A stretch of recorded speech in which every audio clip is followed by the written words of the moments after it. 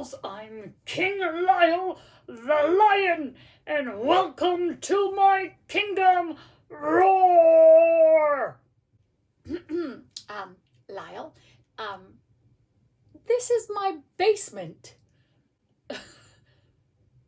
Well then, I hear kings have kingdoms, so if I'm going to be king, I need a kingdom. Roar! Yes, Lyle, kings do need a kingdom, but this is still my basement.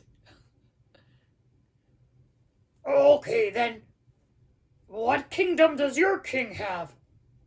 And come on, is he a real king, Diana? Roar!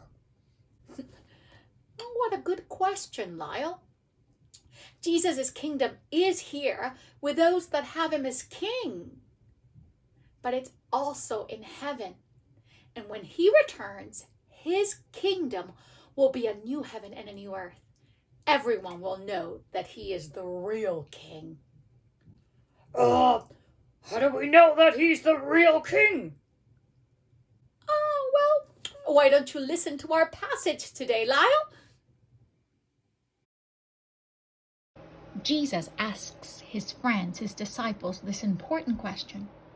Who do people say the Son of Man is? Referring to himself.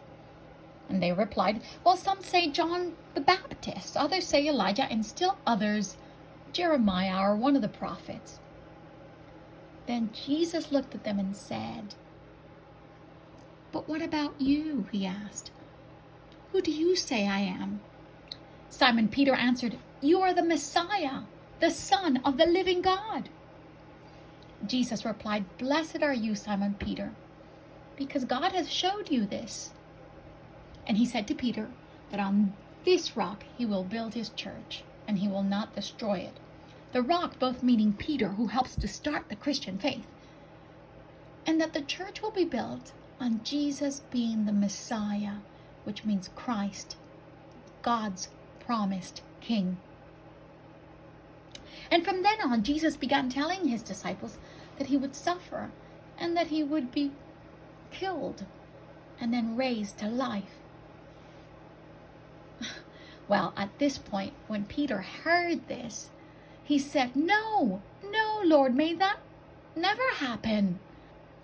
Then Jesus said to Peter, go away from me, Satan. You're not helping me. You don't care about the things of God. You only care about the things that men think are important. See, Jesus knew that the devil would want to stop God's plan that Jesus would die and rise again. Then Jesus said to his followers, if anyone wants to follow me, he must say no to the things he wants. He must be willing even to die on a cross. He must follow me. Meaning, following Jesus was going to be hard, but worth it.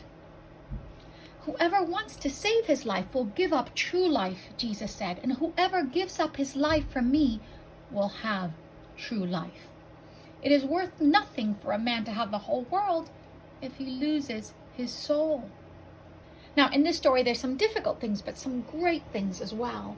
There are two things that lead us to know that Jesus is the real king who is worth following.